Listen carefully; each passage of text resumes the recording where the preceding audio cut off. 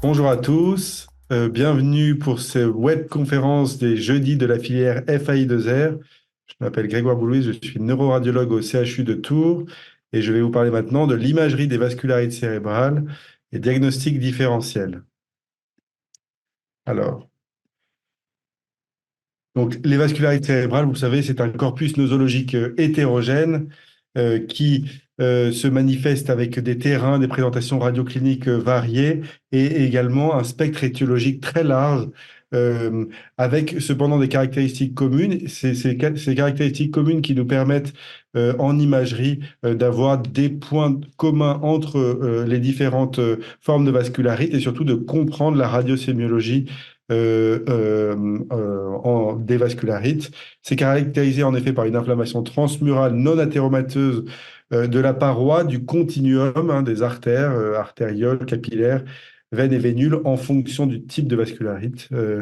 Et donc, on peut avoir différents types de manifestations en fonction du type d'inflammation transmurale et du type de vaisseau atteint. Donc, on le retrouve à la fois chez l'enfant et chez l'adulte. Il n'y a pas de prédominance de sexe si on prend l'ensemble des vascularites. Alors, tout d'abord, le type d'atteinte vascularitique, euh, et ça, c'est pas vraiment ma partie, mais ça permet aussi de comprendre les manifestations radiocliniques, donc infiltration lymphocytaire, enfin vascularite à prédominance lymphocytaire, ou granulomateuse, ou nécrotique, ou nécrosante, avec différents types d'atteintes qu'on va voir en fonction de ces sous-types.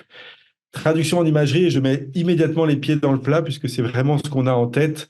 Une vascularite peut, et ce serait trop simple si c'était systématique, mais peut se voir tout simplement de manière directe avec ce biomarqueur qui est la prise de contraste de la paroi vasculaire. S'il y a une atteinte avec une prise de contraste de la paroi vasculaire, on en déduit qu'il y a une atteinte inflammatoire de la paroi vasculaire et vous voyez ici assez nettement un patient qui a un infarctus ici profond, lenticulaire, et on voit sur la coupe coronale ici après injection avec cette imagerie qu'on dit de sang noir, black blood T1, donc le sang circulant, son signal est annulé, et on voit en revanche les parois ici de la terminaison de l'artère carotide interne qui prennent le contraste de manière intense et ça se manifestait ici sur une imagerie de TOF en contraste inversé par une sténose. Ici, c'est vraiment la prise de contraste qui témoigne de l'inflammation pariétale et qui donc est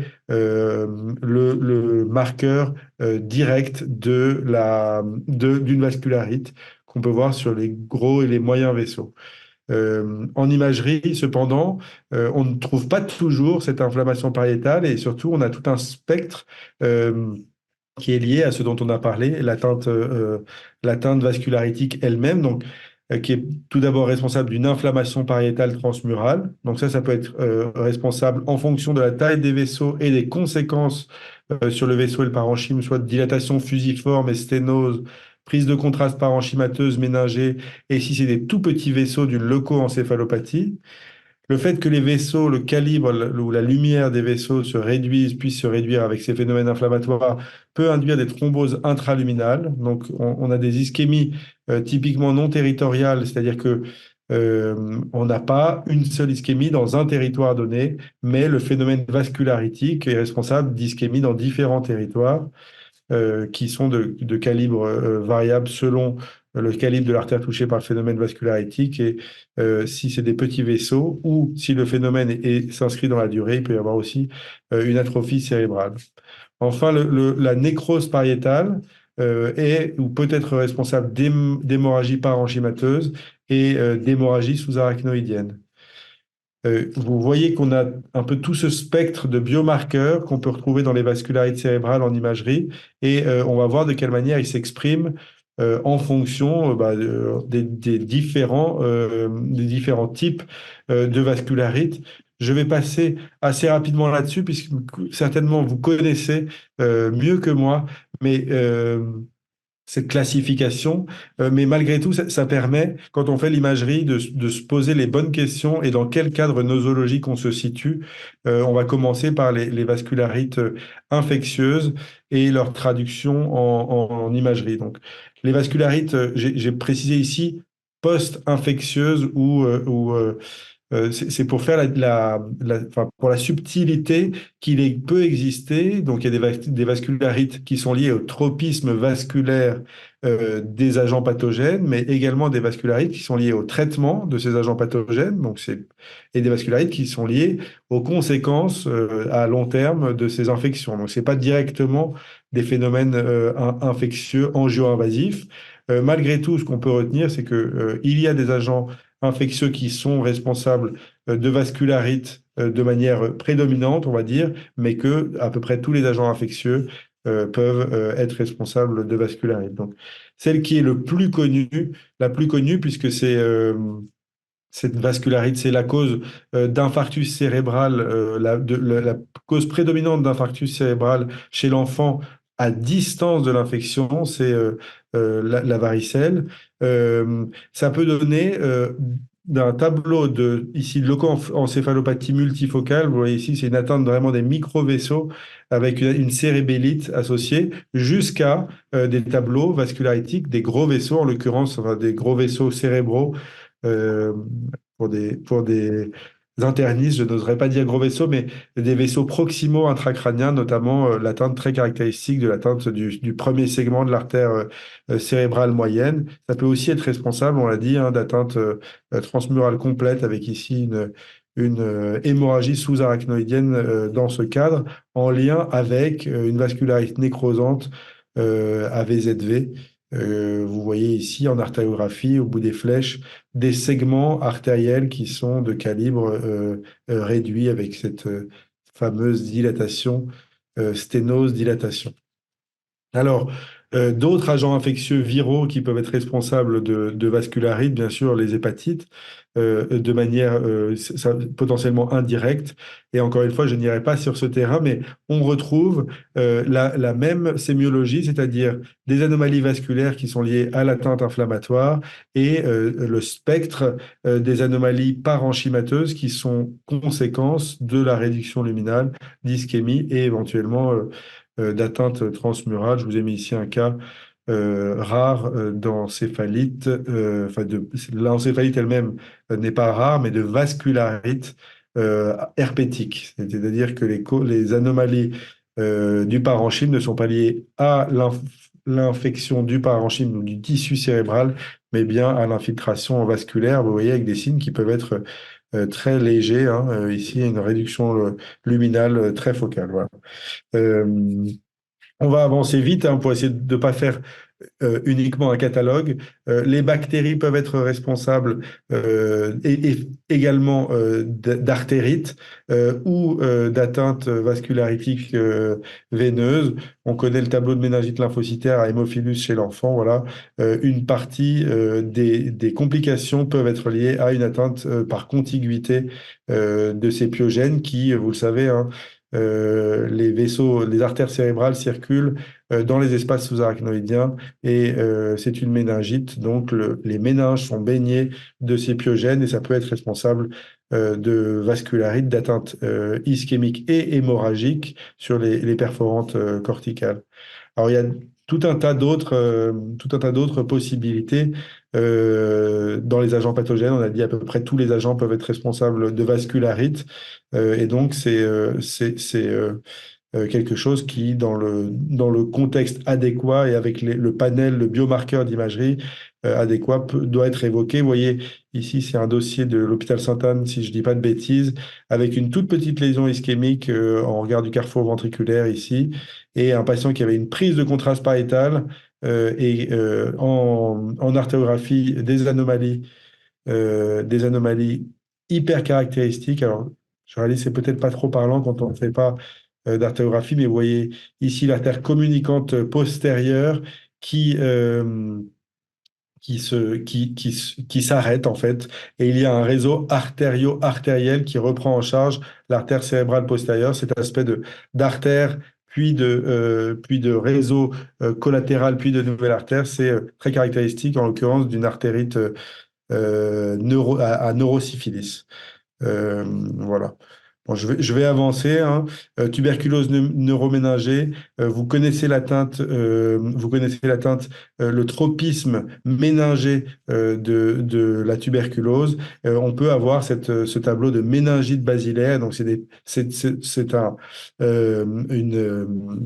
une atteinte, encore une fois, par contiguïté avec une panartérite qui ont des pronostics assez catastrophiques.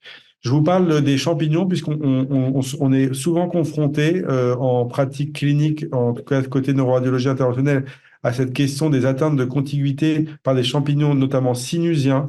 Et on sait que les champignons, notamment l'aspergillose, ont un très fort potentiel angio-invasif propre. Et donc, quand il y a une atteinte de contiguïté, notamment de l'artère carotide dans la base du crâne, c'est des patients pour qui il faut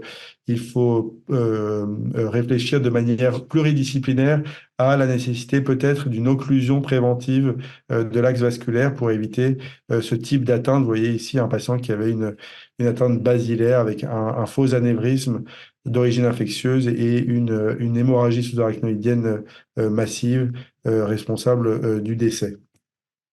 Voilà. C'est vrai aussi voilà, pour Candida et pour d'autres champignons. Encore une fois, je vais passer pour moins faire un catalogue, mais vous avez compris, les vascularites infectieuses, on retrouve les biomarqueurs d'imagerie qui sont liés à l'atteinte vasculaire inflammatoire. Les mécanismes sont assez variés, hein, angio-invasifs, mais pas que, réactionnels ou immunomédiés. Il faut bien entendu ne pas négliger la possibilité des autres diagnostics différentiels. Donc, c'est les vascularites toxiques sous traitement anti-infectieux ou le SVCR sous traitement anti-infectieux. Mais voilà, gardez en tête. Et c'est vrai pour les autres causes que c'est rarement isolé. On a rarement des questionnements diagnostiques qui sont uniquement centrés sur une atteinte vascularitique. Souvent, il y a une atteinte parenchymateuse et un contexte qui est évocateur. Voilà. Donc, on avance maintenant dans l'aspect d'imagerie des vascularites, là en l'occurrence par taille de vaisseau. Donc, c'est une partie où je vais passer aussi de manière à faire ce panorama, mais sans trop vous faire ce catalogue. Donc, vascularites des gros vaisseaux, bien entendu, l'artérite à cellules géantes, maladie de Horton. Un point important, c'est qu'on sait, hein, l'artère temporale superficielle, l'infiltration de l'artère temporale superficielle. Voilà, vous faites même ces biopsies, hein. Un point, c'est qu'en imagerie, il faut la rechercher, on la retrouve si on la cherche. Et quand on la cherche, on voit aussi de manière quasiment systématique une prise de contraste des parties terminales des artères vertébrales, des segments V4. Donc, il y a une prise de contraste pariétale quasi 100% des patients qui ont enfin, en tout cas, une très haute proportion des patients qui ont une artérite à cellules géantes. Bon, on ne peut pas biopsier cette partie-là puisque c'est intracrânien et à très haut risque, contrairement à l'artère temporale superficielle, mais il ne faut pas être surpris. Et c'est d'ailleurs la raison pour laquelle ces patients-là font fréquemment des AVC vertébro-basilaires en l'absence de traitement. Voilà. Donc, on retrouve en imagerie des aspects sténosés et des prises de contraste pariétales, notamment du segment V4 de l'artère cérébrale, de l'artère vertébrale. Euh, voilà. Ensuite, Takayasu, euh, encore une fois, hein, l'idée là est de bien garder en tête qu'est-ce qu'on voit en imagerie. Et vous voyez ici, il y a une sténose à droite de l'artère carotide commune et qui se manifeste. Donc ici, vous avez une réduction du calibre de l'artère carotide commune, mais également une interruption du flux au-dessus avec un infarctus profond, probablement une souffrance hémisphérique. Euh, un, un élément ici, c'est la radiosémiologie en écho, c'est que vous voyez ici la lumière artérielle et tout autour cette espèce d'infiltration, d'épaississement de la paroi, ici de l'artère carotide commune. Et ça, c'est très caractéristique, encore une fois, de l'infiltration transmurale vascularitique. On avance, hein. Encore une fois, là, c'est plus net, le spectre se singularise, on va dire, de manière plus nette. C'est que quand on est dans des gros vaisseaux, on a des infarctus qui sont, eux, territoriaux, puisque c'est le pilier vasculaire qui est atteint. Et plus on s'éloigne des gros vaisseaux, plus on va avoir des atteintes qui vont se manifester dans le parenchyme. cérébrales sous des formes qui sont parfois trompeuses, hein, avec des tableaux de leucoencéphalopathie, comme s'il y avait uniquement des anomalies du parenchyme, mais qui sont en lien avec des anomalies des moyens ou des petits vaisseaux. Donc voilà, en l'occurrence ici, on voit chez un enfant de 8 ans une maladie de Kawasaki avec une occlusion de la pique à droite sur un phénomène vascularitique.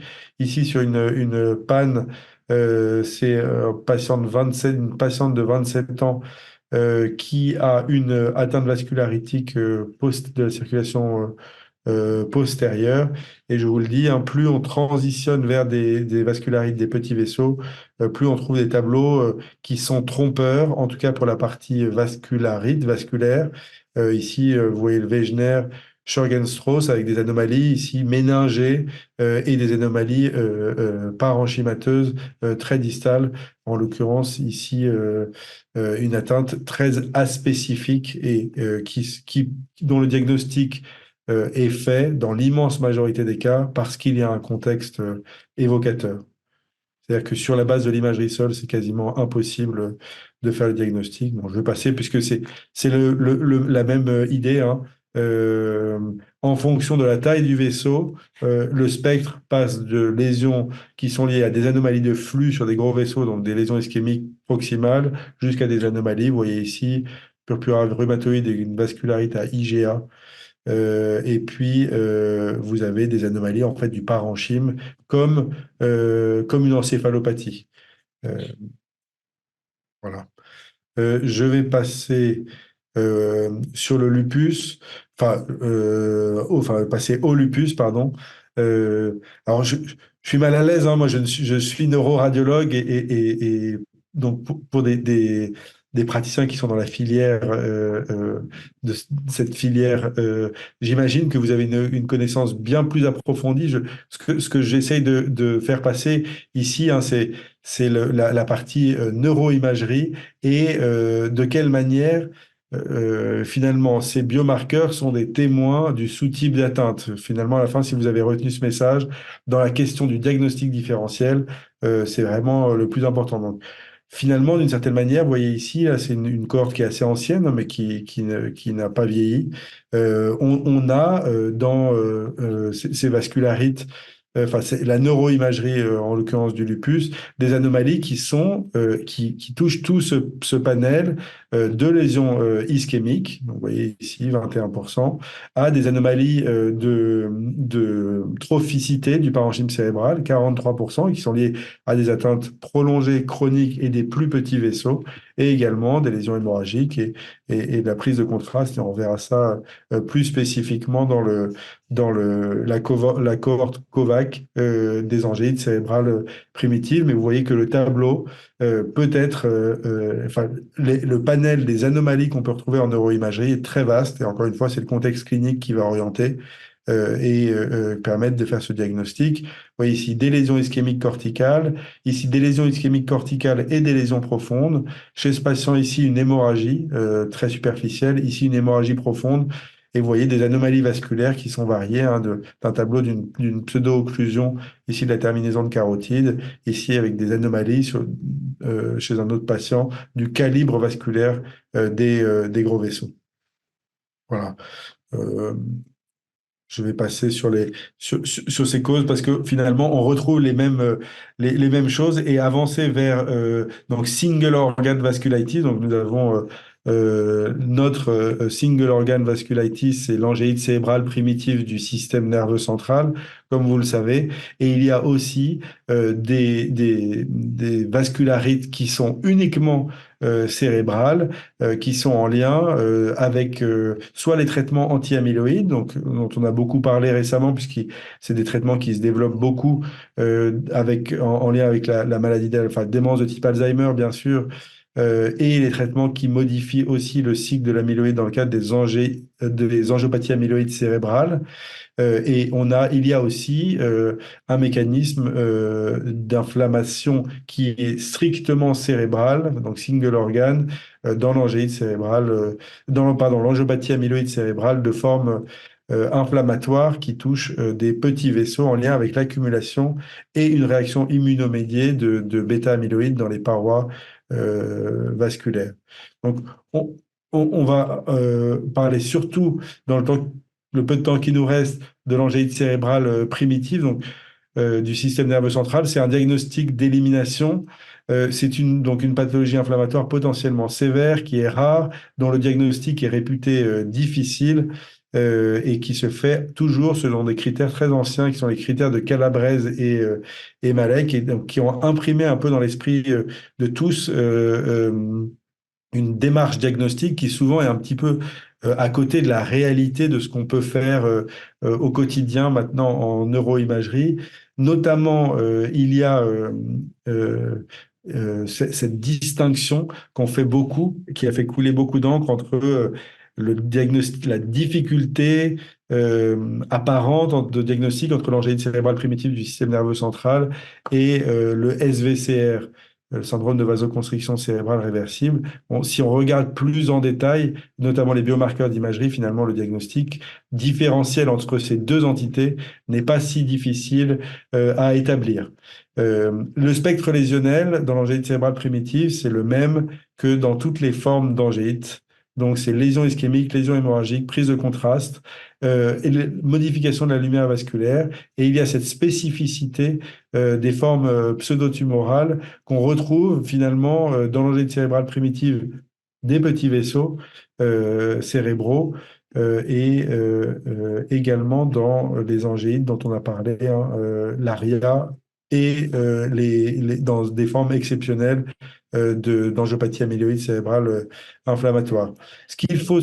Enfin, il faut se rappeler que dans l'angéite cérébrale primitive, beaucoup de patients, la plus large proportion, c'est la cohorte française, la plus grosse proportion des patients ont des lésions ischémiques aiguës, et ces lésions sont fréquemment, volontiers, en tout cas multiples, disséminées dans le parenchyme cérébral. Il n'y a pas de préférence territoriale ou de localisation antérieure-postérieure, comme vous voyez sur ces images.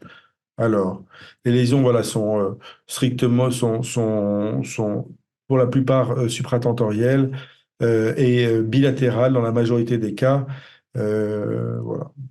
C'est vrai qu'on avait retrouvé cette distribution bimodale avec finalement des patients, des phénotypes de patients, soit qui ont peu de lésions, soit qui en ont beaucoup, et assez peu de patients au milieu, mais c'est pas le plus important.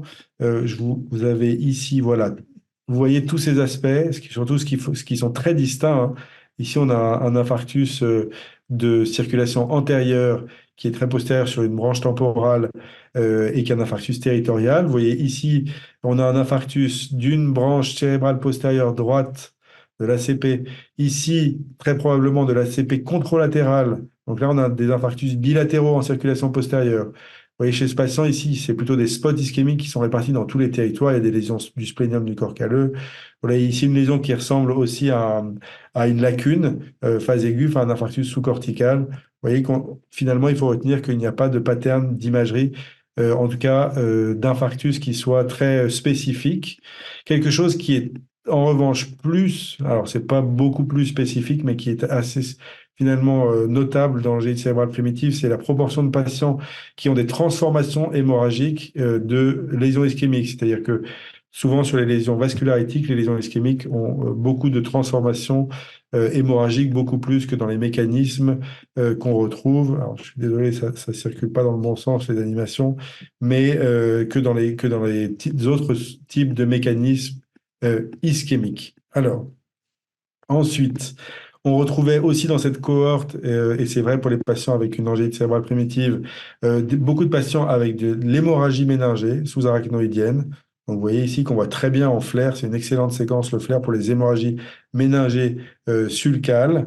Donc ça, c'est le patient qui avait cet infarctus, vous voyez, bilatéral en circulation postérieure et qui avait aussi des lésions hémorragiques en de localisation sous-arachnoïdienne. Vous voyez que 63 des patients de cette cohorte avaient au moins une manifestation hémorragique, ce qui est important. Ensuite, on avance dans la caractérisation, prise de contraste. Vous voyez qu'il y avait 75% des patients qui présentaient une prise de contraste parenchymateuse, mais l'immense majorité, et ça c'est vraiment un point à retenir, c'est lié à une rupture de la barrière hémato-encéphalique qui est quasiment constante chez les patients qui ont une ischémie. Quand on a une ischémie et qu'on injecte du contraste, le contraste passe dans l'interstitium parce qu'il y a une rupture de la barrière hémato-encéphalique. Mais ça n'était pas tous les patients. Certains patients présentaient d'authentiques rehaussements parenchymateux d'origine non ischémique, donc en dehors de lésions ischémiques. Et on avait décrit, en tout cas parlé de cet aspect un peu en quinoa, vous voyez, ou en atoll, avec des prises de contraste qui, très vraisemblablement, ici, sont centrées sur des vaisseaux de la couronne radiante. Vous voyez ici en bas sur des plus gros vaisseaux, mais on voit cet aspect circulaire ou partiellement circulaire. On retrouve aussi des prises de contraste méningées. Ça, c'est vraiment une prise de contraste très typique de la leptoméninge, avec cet aspect feutré des espaces sous-arachnoïdiens et qui prennent le contraste. Et ça a un intérêt en termes de thérapeutique et d'évolution sous traitement. On a presque terminé. Vous voyez ici l'aspect pseudotumoral qu'il faut connaître. Alors, souvent, ça ne permet pas, enfin, jamais, je dirais même presque, ça ne permet d'éviter une biopsie. Chez un patient qui a un profil pseudotumoral, eh bien, les patients doivent bien sûr bénéficier d'une biopsie, au minimum méningée, mais idéalement du parenchyme, parce que quand on a ce type de présentation qui sont souvent très bruyantes, c'est rare qu'on puisse faire le diagnostic d'angéite cérébrale primitive sans faire de biopsie. Vous voyez différents aspects pseudotumoraux. Ici, c'est vraiment une grosse lésion avec un petit peu de remaniement ischémique, pas mal d'hémorragie, de la prise de contraste. Ici, vous voyez, ça ressemble un petit peu à une lésion un peu pseudo-nécrotique avec beaucoup d'œdème. Et vous voyez ici quelque chose qui ressemble vraiment à une lésion secondaire. On dirait une lésion secondaire d'une lésion d'un carcinome rénal quoi, hémorragique avec de l'œdème, une prise de contraste. Et en fait, c'est une angéite cérébrale primitive du système nerveux central. Pour la partie vasculaire, puisque c'est une vascularite, paradoxalement, euh, finalement, on retrouve quasiment pas d'éléments spécifiques, alors pas du tout spécifiques d'une angine cérébrale primitive, mais des vascularites en règle générale. Vous voyez on peut voir des anomalies de calibre. Un élément important, c'est que si le patient a une ARM normale, le rendement de l'artériographie est extrêmement faible. Donc, enfin, la question de l'arthéographie vraiment se pose s'il n'y a aucune anomalie en ARM, parce que le rendement sera très faible une fois qu'on aura fait l'arthéographie. Et aussi un point important, vous voyez cet aspect qui est toujours décrit comme étant pathognomonique d'une angéite, c'est-à-dire le beading ou le collier de perles. C'est quelque chose de rare dans l'absolu dans les angéites. Et en l'occurrence, là, dans l'angine cérébrale primitive, c'est 11%. Donc, il y a quand même 89% des patients qui n'en ont pas.